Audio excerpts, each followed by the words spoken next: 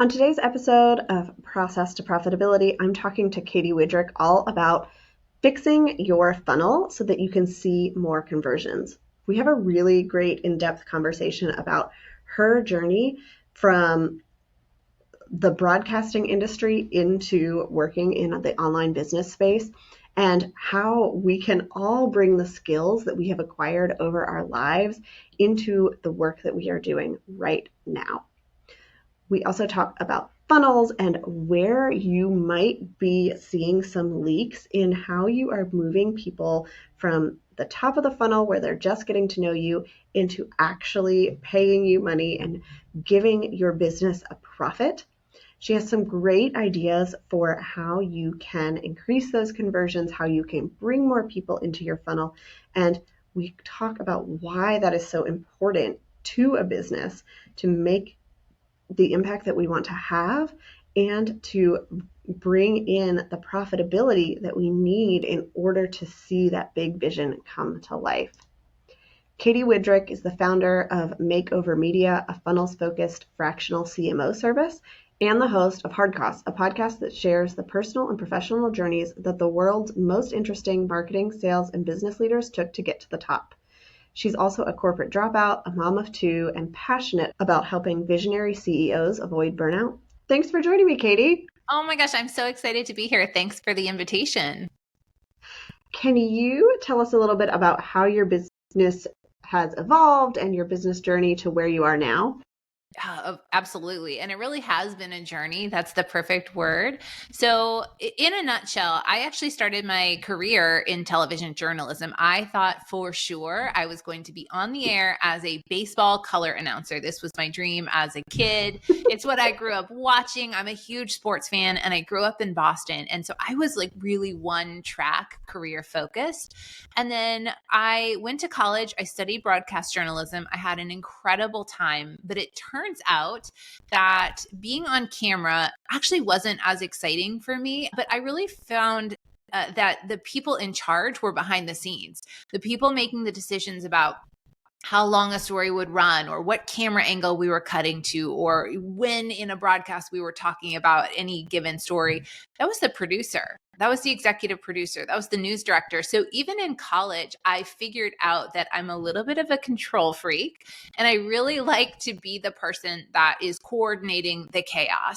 And so I shifted my approach even then in my early 20s and I started working in television news, but I was a news producer. And I learned so much that I still apply to my marketing career today. In fact, I stayed in the news industry, both in live television news for about 3 to 4 years, and then ultimately spent another decade working with a startup who is still in the media space, but producing public television programming and documentaries. And what I learned in that iteration of my career is that when you work for a small business, everybody wears all the hats. The CEO was also doing copywriting.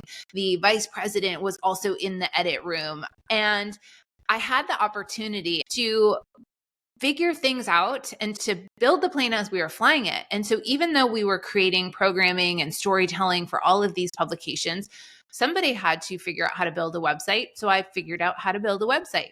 Somebody had to figure out how to build an email list.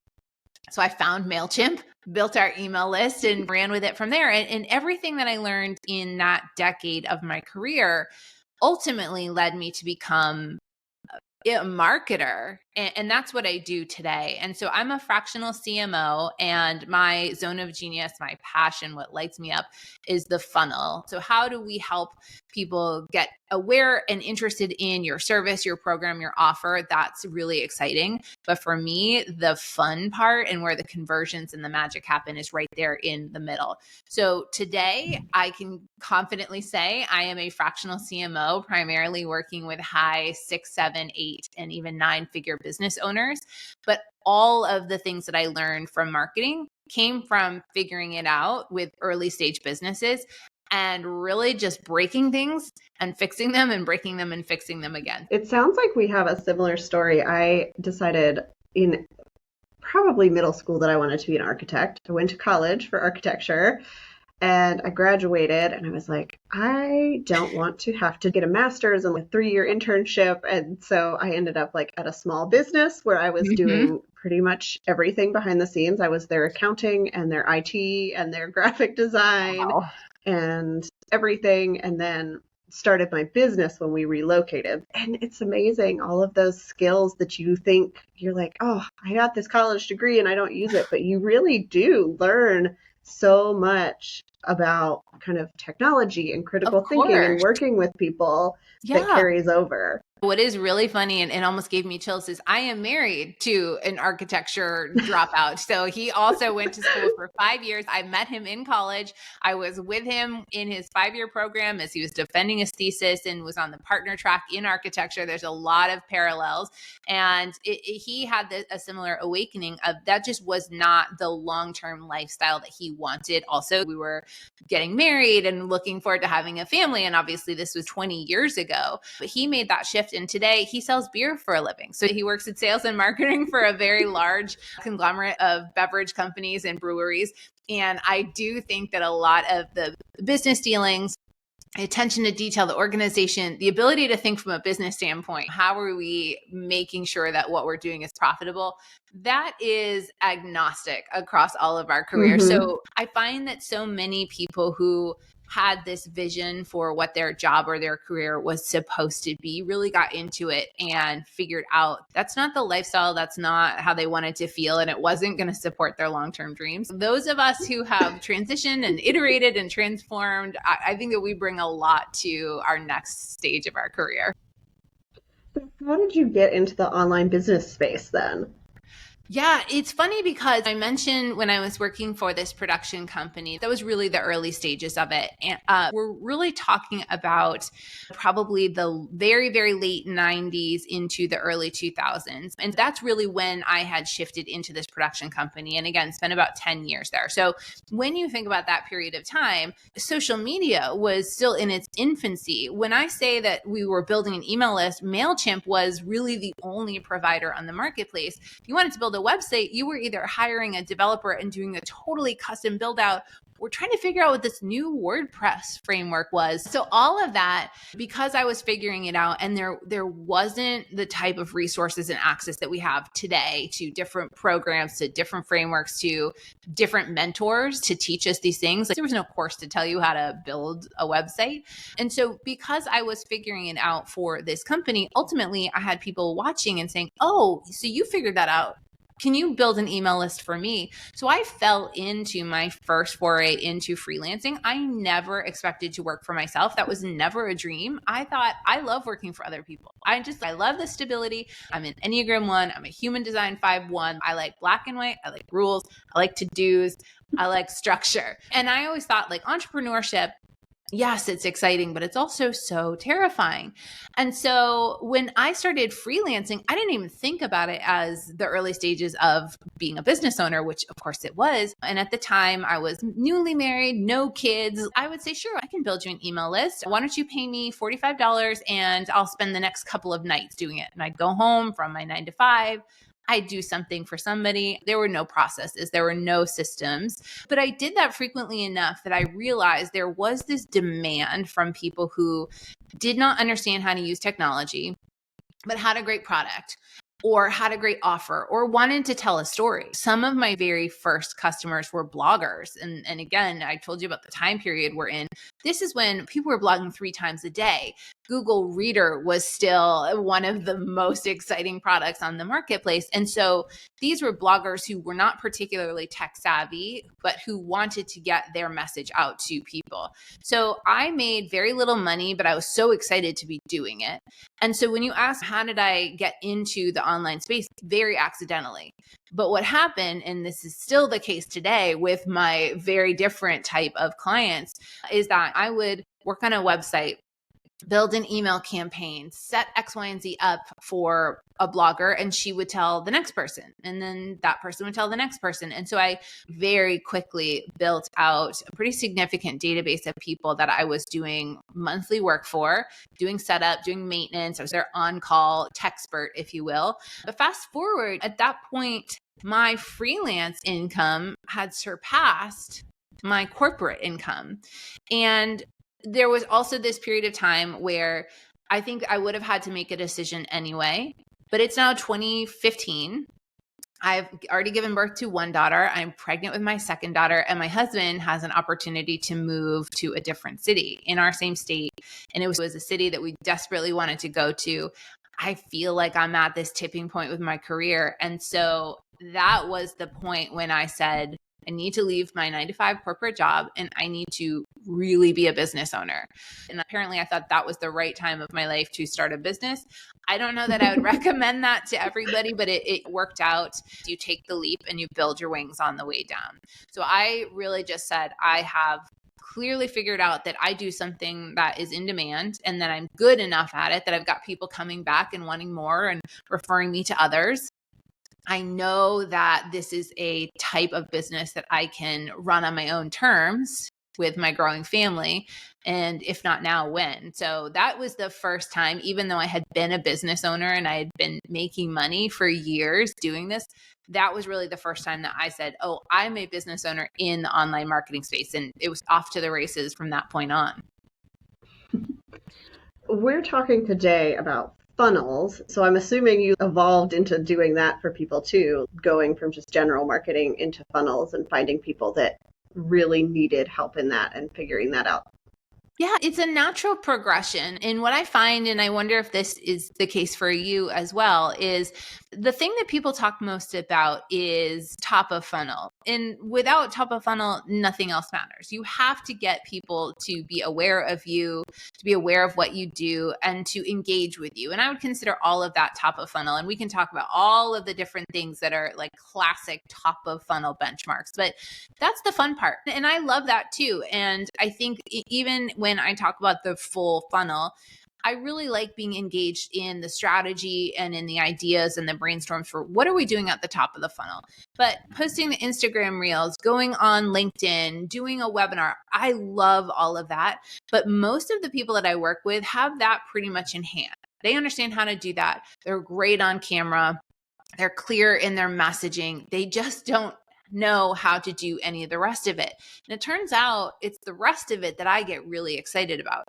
So ultimately what I found is that I would talk with a potential client and I would say, what do you want to do? And they'd say, I have a new product. I really want to launch this new ebook, but I'm totally overwhelmed.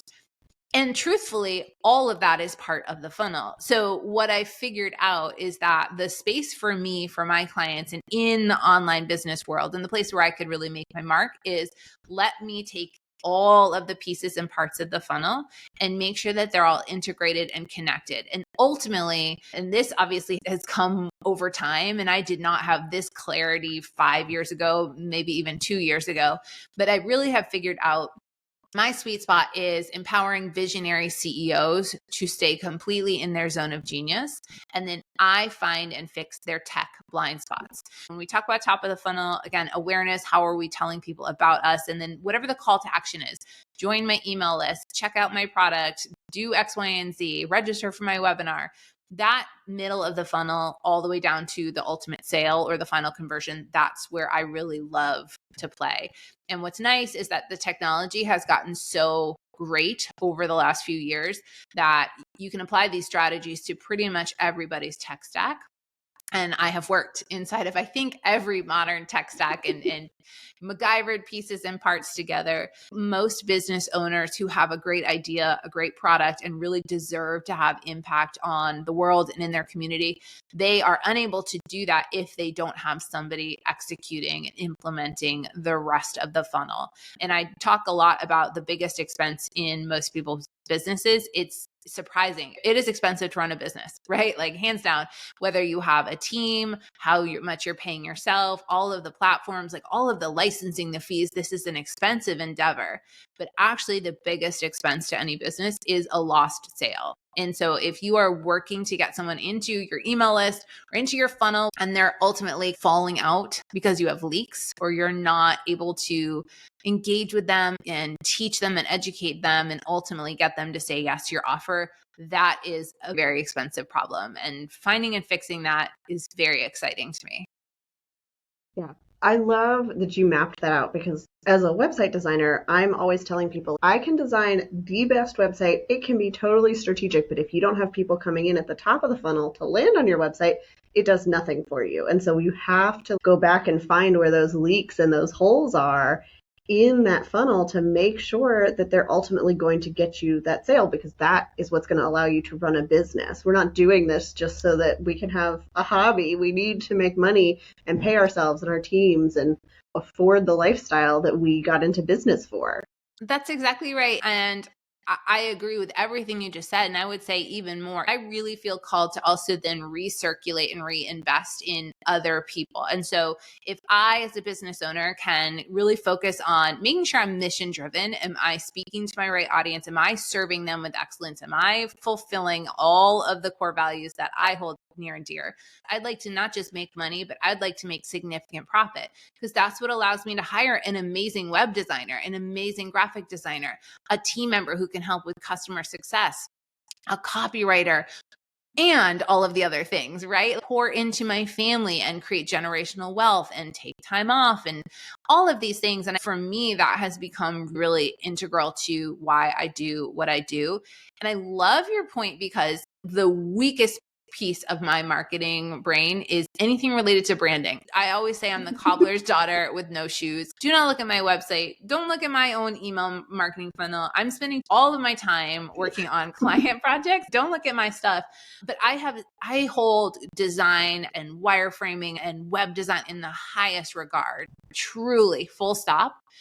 However, what I find is that many people who are just starting a business or who are trying to take it to the next level will go through all of that work and have a beautiful website, and everything has been thoughtful in terms of the flow and the messaging. But actually the offer isn't tested and the offer doesn't work. Mm-hmm. You spend all this time building a website and you haven't actually sold anything. And so I said earlier, build the plane while you're flying it. I am a big proponent of saying, ultimately, what you want is an incredibly well-designed website where UI, UX, and analytics, like everything is factored in. But before or while you're planning that out, don't be afraid to launch and sell messy. And I have a client who literally makes multiple 5 figures a month, and her sales page, I'm using air quotes if anybody's listening to the audio, her sales page is a Google Drive document. And the reason I bring that example up is that she is able to prove that she has a very strong offer that will sell, that her audience wants. There's no limit to her success once she has the website up and it's beautiful and it's doing all the things. But isn't it better when you're bringing in money and you're like, I know I have a great product. Now let's build the website. So my favorite thing to do is actually to work with someone like you, which is to say, we need this to be a showcase. This has to be beautiful and on brand and all of the things. But over here, we're going to be making some money. Yeah. Right now, we're going to do it messy so that we can really feel confident that when all of these other things are perfected, we've got this clear funnel, we've got this clear pipeline, and we're not going to be disappointed. It's exhausting and exhilarating to go through any type of branding and launch like that. So I always just want people to feel like, hey, when I launch the website, the podcast, the whatever it is, like everything else has already been set up as strong foundations. Yeah, that's the number one piece of advice I give to anybody who reaches out and they're like, I'm thinking of starting a business. Can you design a website or a logo? And I'm like, you don't want a website or a logo. You want to sell whatever it is you're doing.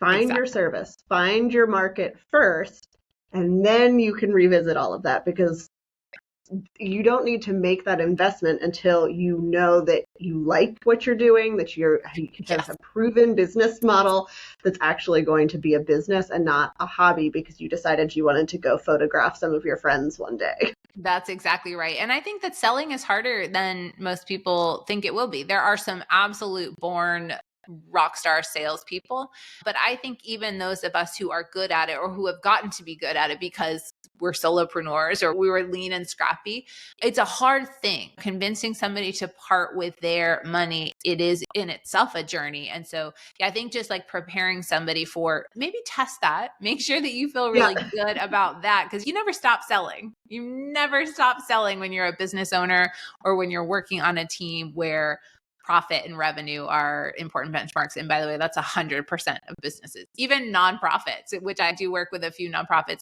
Even the nonprofits are still looking to hit some of those benchmarks so that they can continue to bring in the cash flow and the donation flow so that they can have their operating costs met. Nobody is not thinking about this type of pipeline.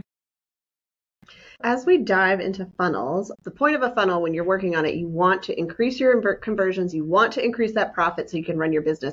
So what are some of the things people are missing as they're building that out? Yeah, let me just first extend a lot of grace, because if somebody is listening and they hear me talk about some of these leaks, you might think, oh my gosh, my funnel's a mess, or I can't believe I did all of this. Here's the thing. Launch messy, right? If you're going to hear me consistently talk about something, do not wait. And I'm a perfectionist. It is hard for me to see something that isn't perfect and not immediately fix it. But perfectionism really will stand in your way from just getting it out there and making sure that perfect is not the enemy of good. And so in this case, I just want to really start with that caveat that as I talk about some of these opportunities, it doesn't mean that if you aren't actively doing it now that you can't add it in. And it certainly doesn't mean that you need to do all of them at once. In fact, it's just like anything else. I want you to really think of yourself as a scientist and say, which piece of this could I implement now that's simple and that's easy and that fits into what I'm doing? And if the answer is none of those, I'm still treading water. I'm still trying to launch my first funnel. Just keep all of this in mind for future opportunities. But I would say number one, the biggest missed signal is what I call expressed interest. And so if you think about a typical abandoned cart sequence, what this usually means is that somebody has literally put your product into their digital cart, right? So depending on what system you're using, they may have put their name and email and other information. And then the next step is when they would put their payment information and they could drop off there. Sometimes it's a one-page checkout. But the point is they have put enough information into the cart where your system essentially captures that and really tracks. They were interested. Expressed interest is actually usually a larger bucket of people. And these are people who visited your sales page and maybe didn't actually put it into their cart, but you know that something compelled them to check it out. Now, the best way to track these people is in your email marketing. There are other ways that you can do some tracking, but in terms of saying, oh, this is Katy that clicked this link, and not just seeing, oh, there were 100 visitors to the page and I don't know who they were. So email marketing is usually the best way to fix this particular leak. But I want you to really consider looking at who clicked over to the sales page or the landing page or the offer page and follow up with them. Because if they clicked, they were interested enough in how you described it. You captured their attention and you got them to take action. That's huge. That is huge. Something didn't resonate with them. Sometimes that's a looky-loo, and you're not going to convince everybody. Some people literally just want to say, what's she charging for this? How did she set this up? Maybe it's a competitor that wants to see how. All of that is okay. That's just normal. You're not going to get 100% conversion. But outside of the looky-loos, you might have people that really did have a pricing objection or just had questions, right? Or maybe they saw it on the page and are really interested in joining. They can't attend the live calls that are listed.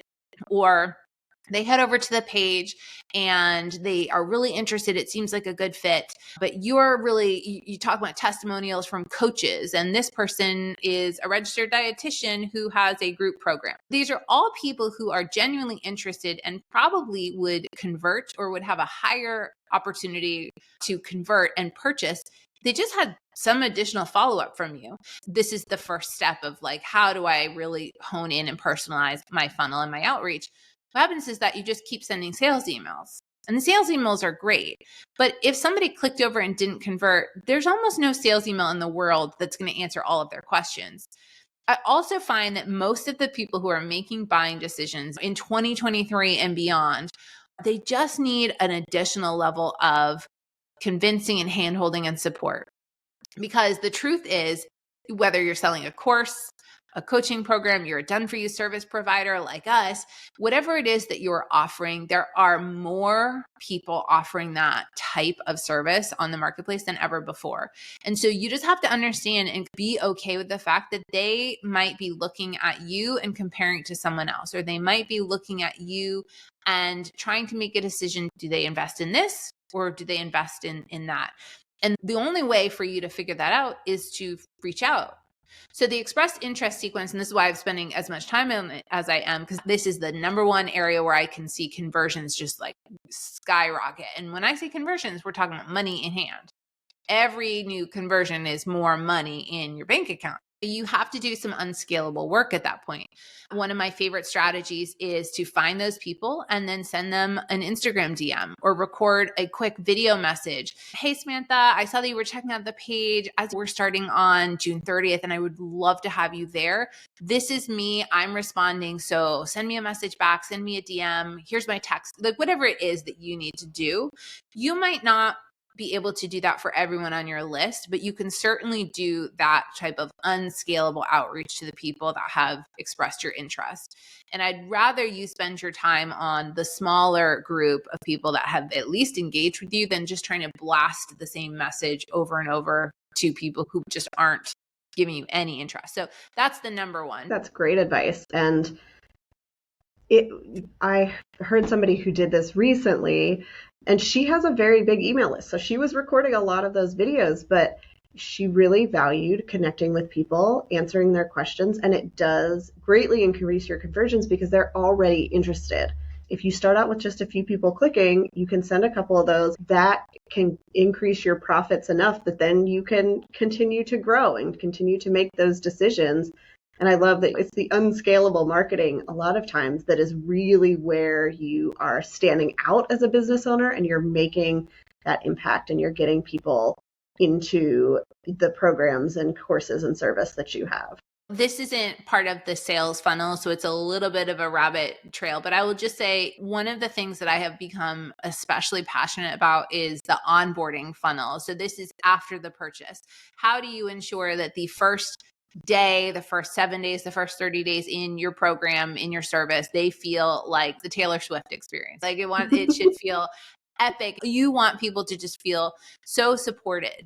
And so what I find is that there is almost a natural drop off if you haven't thought about this. So there's an opportunity, I would say, to build both of these up at once. So if you can figure out, like, how do I personalize the sales funnel, the marketing funnel, so that I'm empowering and educating someone to make the greatest decision, it's that much easier to make sure you're carrying that over to onboarding. Because if you spend all this time saying, I'm going to do the unscalable, I'm going to reach out to you, I'm going to chat with you, and then you fall off, they know you were just trying to get the sale. But if you have now these mechanisms where you know, and you've actually told your customer before they've even made the purchase, this is the level of support and personalization and love that you can expect to feel once you're in my community and my service, like whatever it is that you're selling. I just think there's so much value to establishing that at the very beginning. And vice versa, I've been so impressed to see the beautiful onboarding systems that my colleagues, my clients, my friends have built. And they don't do that same type of approach for their sales funnel. And I'm like, how are you ever going to get somebody in here to see how great it is to be with you if you don't give them that sneak peek of doing that over here? Show them in the process and let them see how awesome you really are, because they'll know that will carry over. Are there any other like big missed opportunities that you see a lot?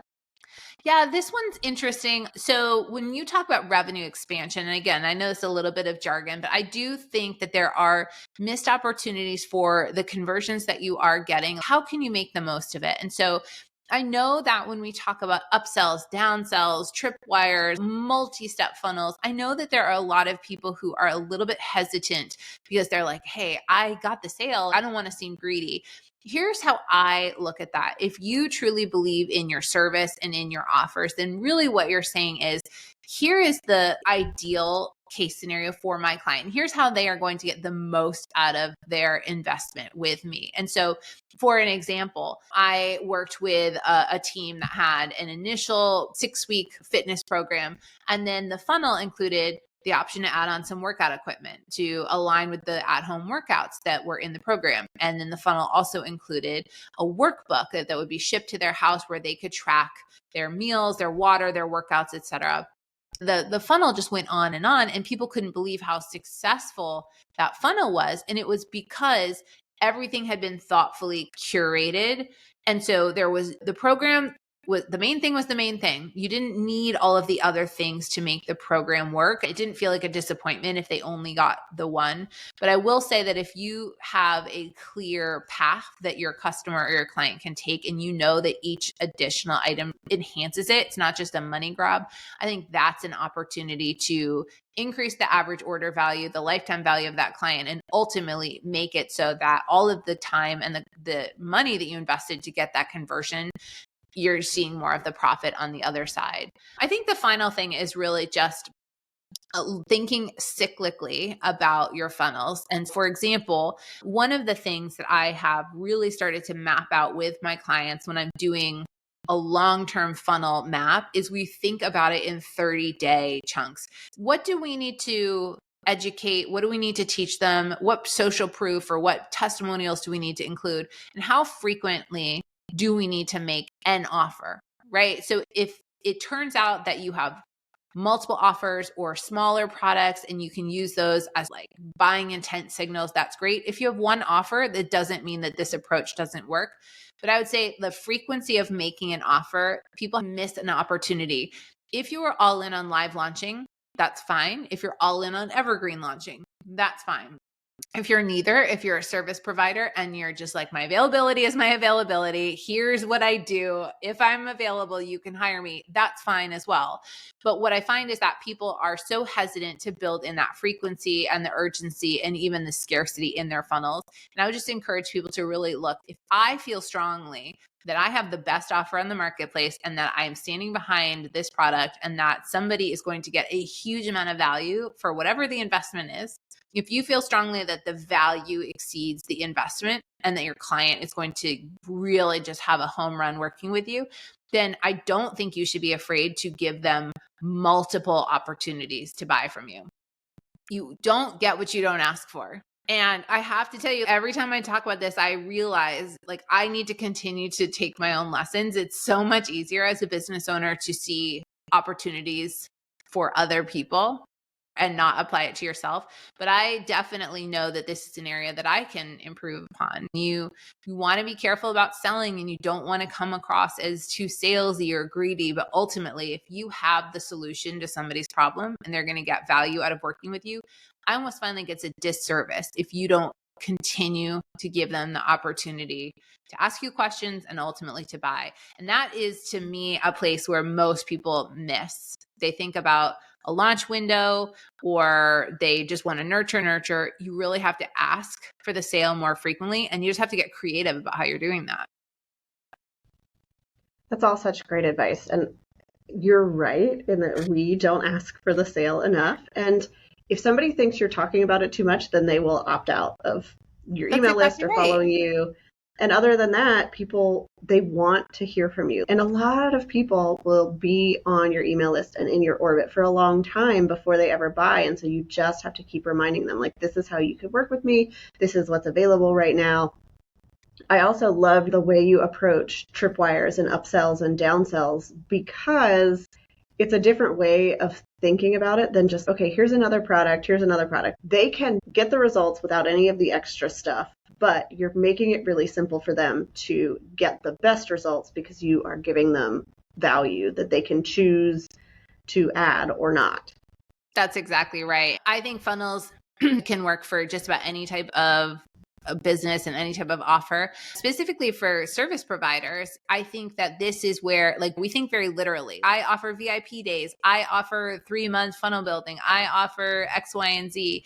And so we think of it as this one-time service. Even if it's like a fully scoped out, scalable offer, we don't think about some of the other things that would be highly valuable for our clients. I offer VIP day services, as I know you do. And it's one of my favorite things to do because it's so empowering for the client. They get almost immediate ROI, right? We've shrink the time that they invest in getting something off the ground. And I figured out almost accidentally, because I had multiple clients asking for it, that there was value for them in not just the recordings of our sessions, but actually recorded SOPs, like standard operating procedures. These clients really then needed to make sure their full team understood how to make adjustments or where to find X, Y, and Z or how to run reports. or they needed like everything documented. Hey, if we want to switch out this button, or if we want to change the integration, how do we do it? And I had not included that in the VIP day because, again, the idea was that it would just be fully built out. Now I offer that as an add-on, and it's even something that the client can come back to. And I really had to remember that's hugely valuable for that client. I don't need to feel greedy for adding that on as an offer. Service providers are not always as strategic and thoughtful about that particular part of the funnel. And we just think, we have a service, we're going to work one-on-one, or we're going to do this offer. And it's not, hey, you sign up and you get this digital download. You sign up and you get this pre-built course. And yes, we could tack on X, Y, and Z, but our services are valuable and our expertise is valuable. And obviously the clients who are investing in some of those larger ticket, higher dollar investments are probably going to be willing to spend a little bit more to ensure that their investment is as good as it can be. Yeah, I totally agree. I think as service providers, we want to give so much that we don't think of this as this can be an additional thing. They don't need it for this service to work, but it could be an additional thing for them. And it's additional work for us anyway, so we should value that.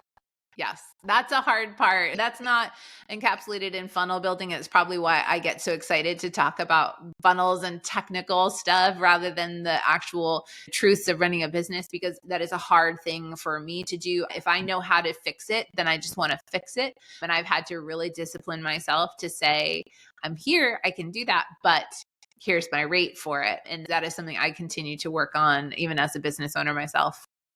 Yeah. So can you share for people who are not ready to invest in somebody who builds funnels some fixes that they could do themselves with what they've got going on right now? Yeah. So I think going back to the top of the funnel, that expressed interest sequence and funnel, I really think that's something that can almost immediately be put into place because, again, you don't even have to automate it, right? If you just say, I'm going to start tracking who clicked over to the sales page and decide what to do with them later, that part can be messy as well, right? I started doing that with a spreadsheet and nothing was automated. And now I get to the point with myself and with my clients where if they click this link, then they go over to this automated sequence. That's more advanced, right? But I think like in terms of that is something that is very low tech and that anybody can do. Literally just look at your analytics, who's clicking the sales page from your emails, and then make a decision about what to do.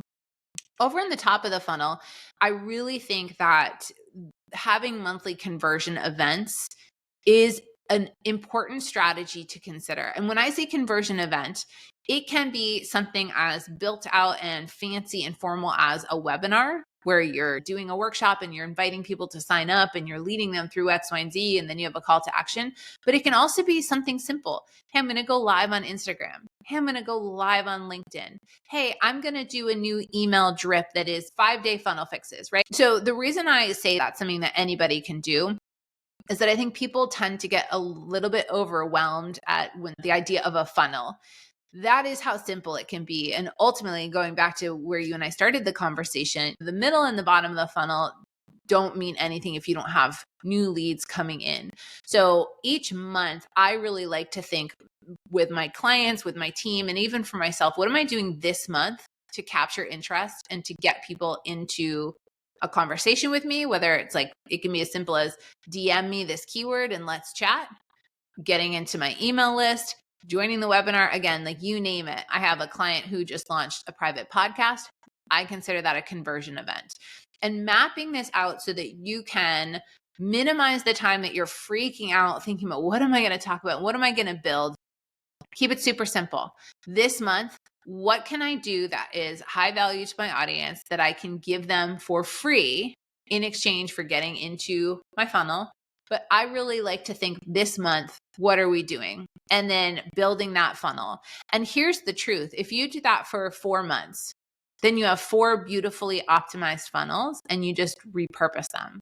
And so I do not think this is something you have to do for 12 months straight and then all of a sudden every month. No, give yourself a library of 4 really great funnels. And again, mix it up. One is a private podcast. One is a freebie email drip sequence. One is a webinar that you do live and maybe it's offered on demand. And one is whatever else you want to do. But if you give yourself that it feels to me like it gives you that sort of eat the elephant one bite at a time approach. And instead of thinking about all of the funnels you have to build, just build one and market it and get people in and test it. My goal would always be, and again, this is at every price point, at the very minimum, I would like to see you be making one sale a week to whatever it is that your most saleable offer is. And if you can get a funnel that's making at least one sale a week, then it's paying for itself and it's getting that qualified buying intent customer coming in who ultimately is going to be a good candidate for investing in something else. Those are so helpful. And I love the idea of like, just try something out every 30 days. I was thinking about this and I was like, I've actually been doing this because I've come up with some ideas for freebies. I had a masterclass and then I had a new freebie that I set out and I was like, I didn't even think about it that way, but that's what we can do when we innovate, when we think about what are some new ways that maybe I can share things that I can get out there.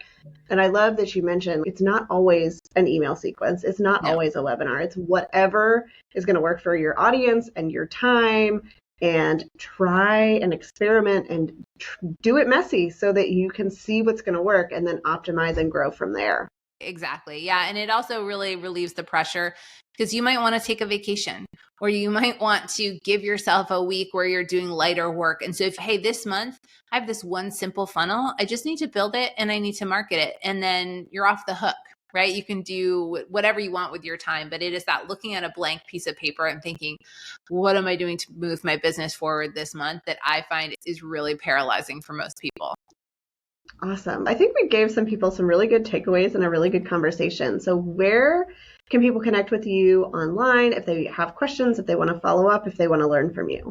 Yeah, I really appreciate that. The first thing is, based on what we were just talking about, I actually have a freebie, a free resource that I would love for your audience to download if this would be helpful. So it's katywidrick.com/conversions. And this is actually an entire guide to those monthly conversion events that we were just talking about. So I give some examples of how to use them. And I really think that your audience would benefit from that. So they can find me there. And then my website is katywidrick.com. You'll also find all of my social links there. I love spending time on Instagram in particular. So come find me at K Widrick. And I would love to hear from anybody who has listened to this and has questions about funnels. At the end of the day is my favorite thing to talk about. Is the reason I love having conversations like this with you. Technology should not ever be the reason that somebody doesn't launch and grow and scale their business and have the impact that they deserve. And so anytime I can give feedback or ideas or insights or best practices, I love to do that. So thank you for the opportunity. And I really look forward to connecting with your listeners.